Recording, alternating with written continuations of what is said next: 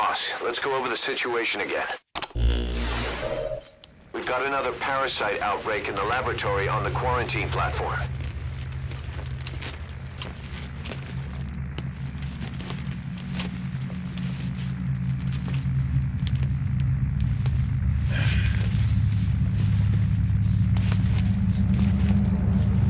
What is this?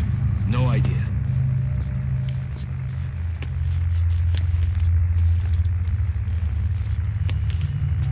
Damn it! What the? Shit! Stay back! Stay back!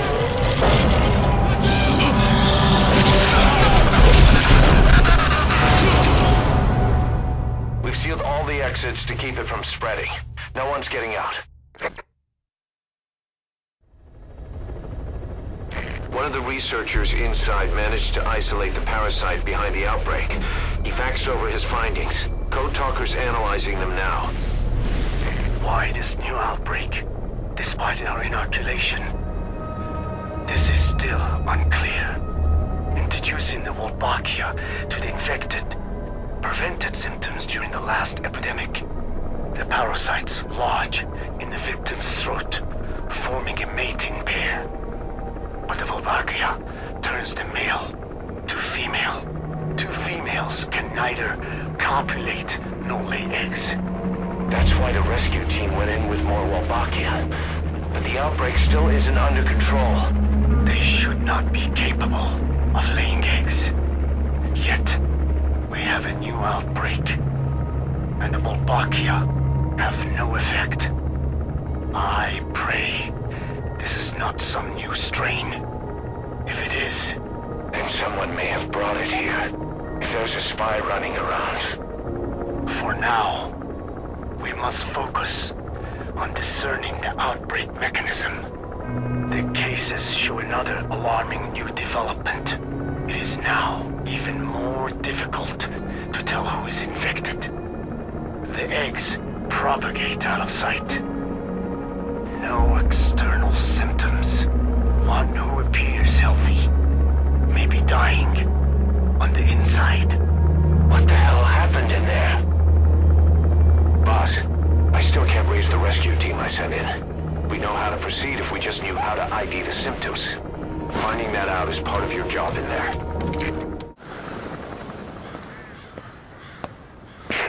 Hang on, Snake. We've just had a transmission from inside. Here's the audio. It all makes sense now. I win. Where's it coming from? Unknown. It cut off before we could get a fix. It all makes sense. Think he means the parasite? No way to know.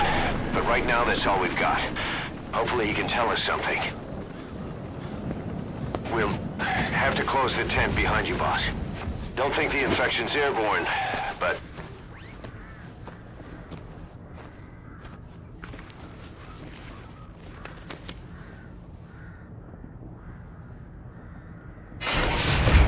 Find the source of that transmission, boss. Find our man. You never know.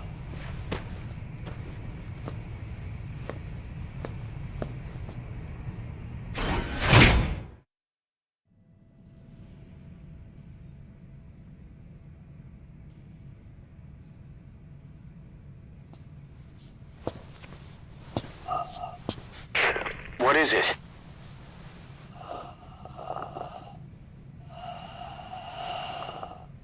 Something sweet. I can smell it even through the mask. The rescue team reported that too. Said it smelled like ripe fruit. We cannot allow the infection to spread. If anyone shows symptoms, you must put them out of their misery. That includes me.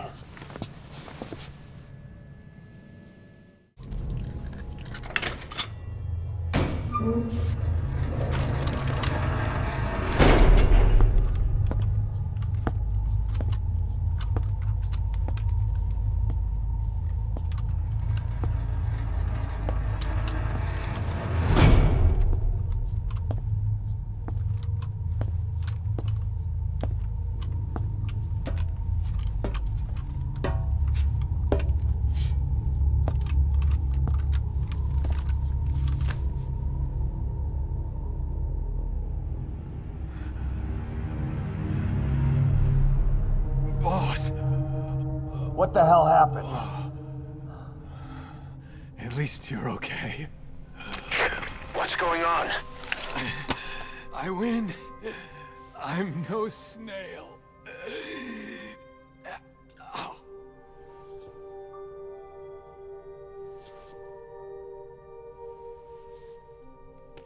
Damn it.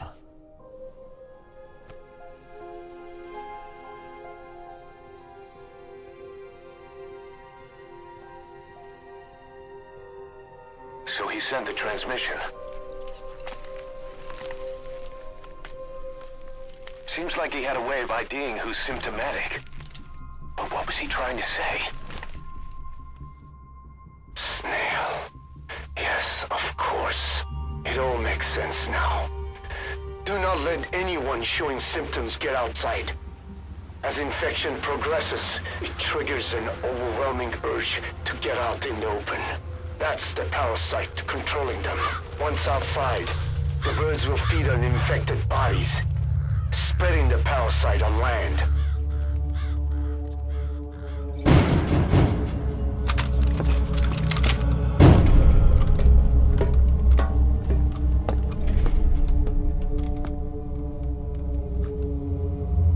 The whole world will be infested.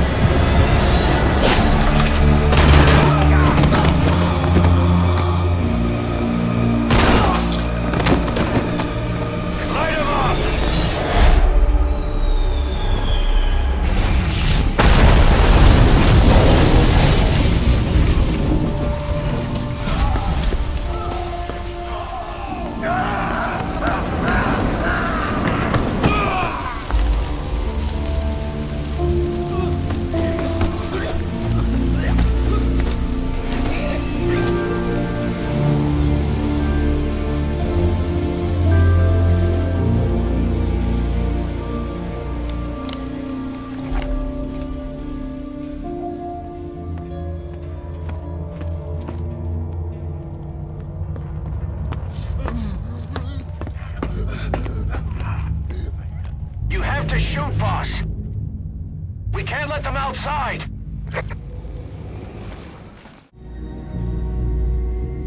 Got a survivor. Unlock the door. Wait.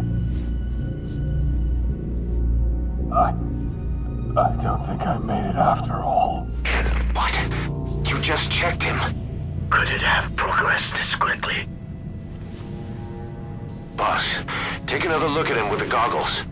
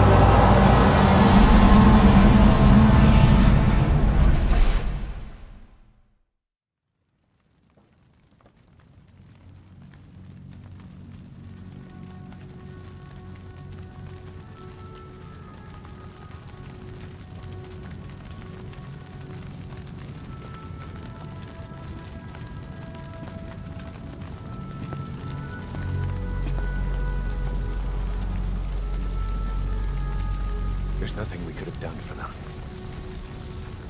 We're all grateful, boss.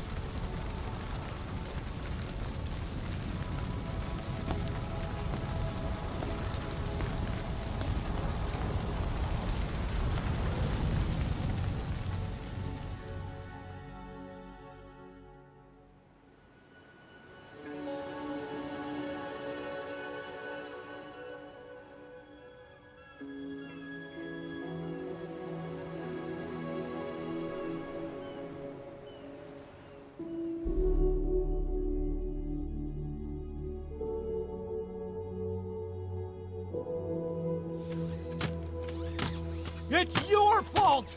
They're dead because of you! What? He's right.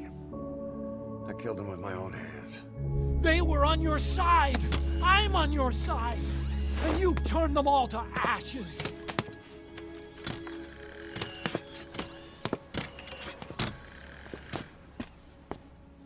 They wanted you to shoot.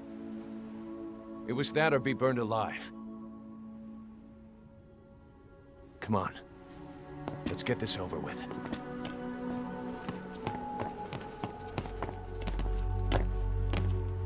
Wait.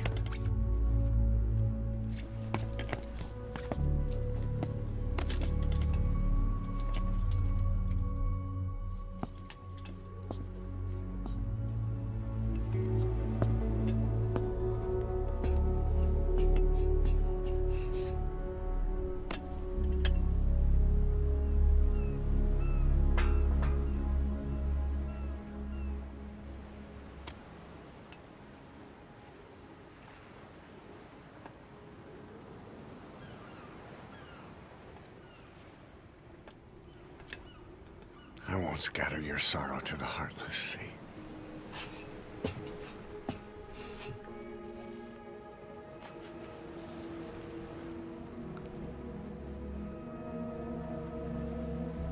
I will always be with you.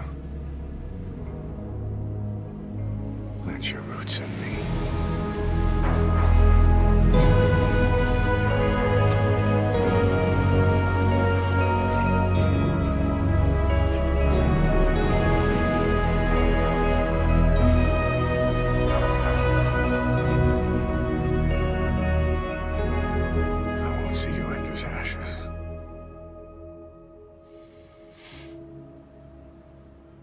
You're all diamonds.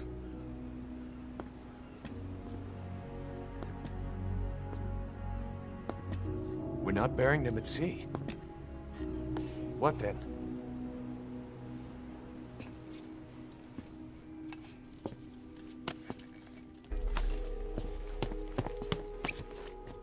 We'll make diamonds from their ashes. Take them into battle with us.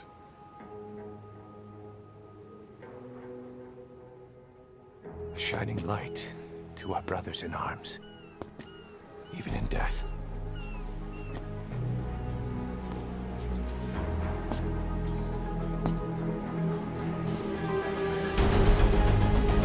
We are diamond dogs.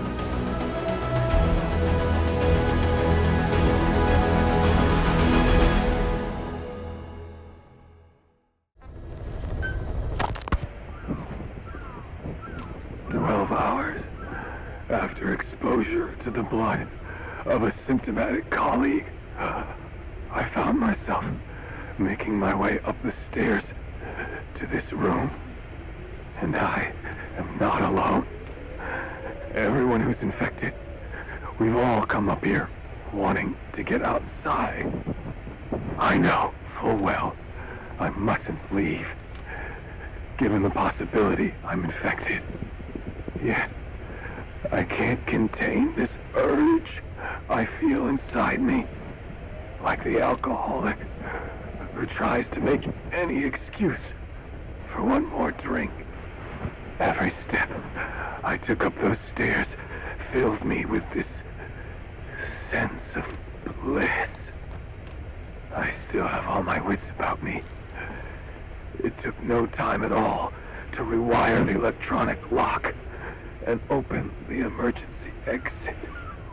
Then, just as I was about to set foot outside, I finally realized what was going on.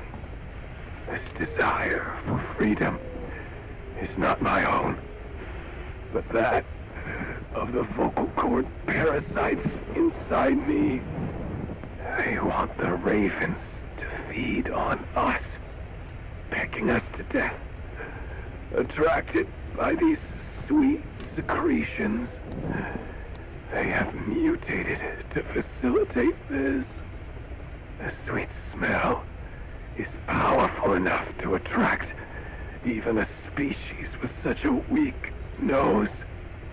So, before the parasites take complete control, I must. Most of the staff in here are already infected. At least, everyone I've looked at is. Infection with this parasite causes a high fever in the pharynx. I have modified a pair of night vision goggles to react only to this temperature range. With these goggles, you can identify who is infected. Other infected will, like me, feel compelled to make it outside. If the ravens get their meal, they'll head for land next. That cannot be allowed to happen.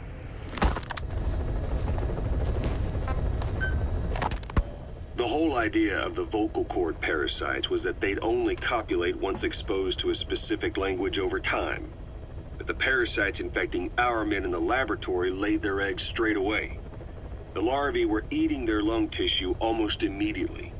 What kind of mutation was it? Those who were infected and cured still carried the vocal cord parasites in their throats. They were still there, but the males had been rendered female by the Volbachia, and copulation could not occur, so we thought. But it is the Volbachia that mutated. Not the parasites? You remember I told you the Volbachia attempts to maximize its number of female infected hosts? Yes, hence the male-to-female transformation. Precisely. But other Volbachia strains use different methods. Cytoplasmic incompatibility, killing the males, and parthenogenesis. Parthenogenesis? Aphids? Aphids use that to reproduce via females only. Very good. The females lay their eggs without a male present, creating clones of themselves in explosive numbers.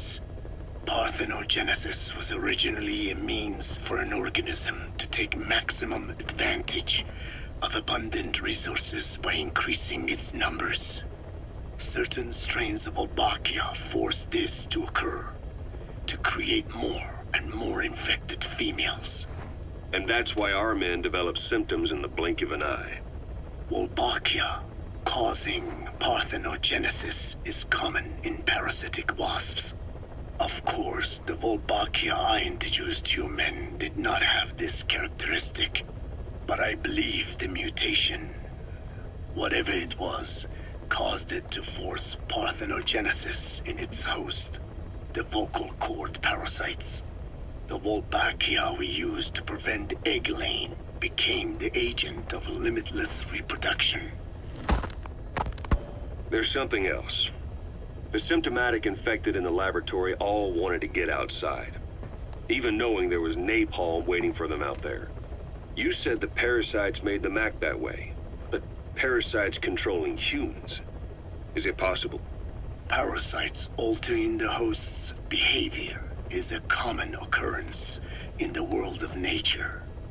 Long ago, the vocal cord parasites had this ability, but even I never foresaw they might control humans. Until I heard the things your man said. You mean the researcher on the top floor? The bit about, I'm not a snail. Yes.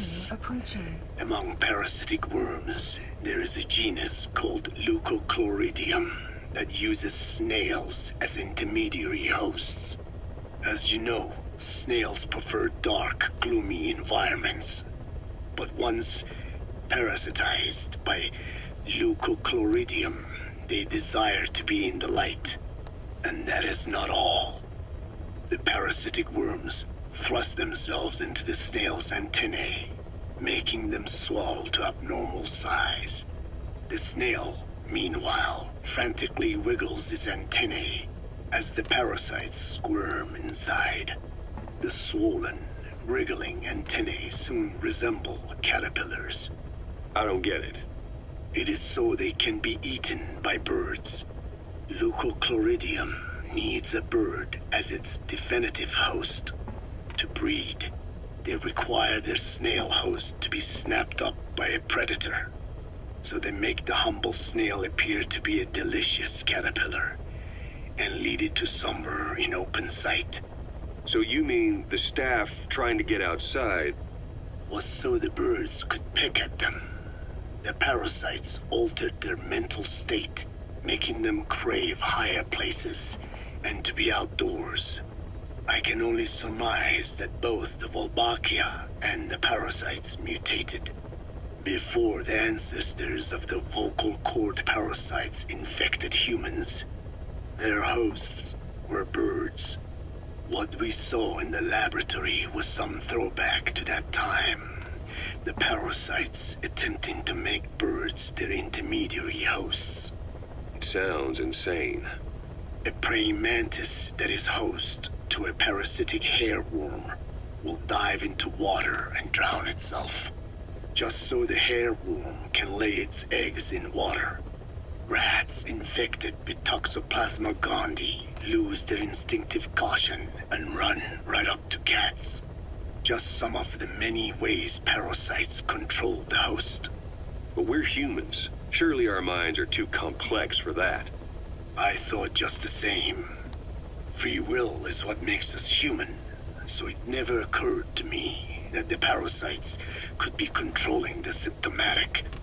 But the mood, the will of a person can be easily affected by the balance of their cerebral substances. Take the toxoplasma I mentioned. It does infect humans, and it is thought the infected develop a more reckless attitude. But to think that mutations occurred in both the Wolbachia and its parasite hosts. Your observation is most apt. Both mutations occurring at once indicates the presence of a powerful mutagen. I see. Keep working on narrowing down what it was.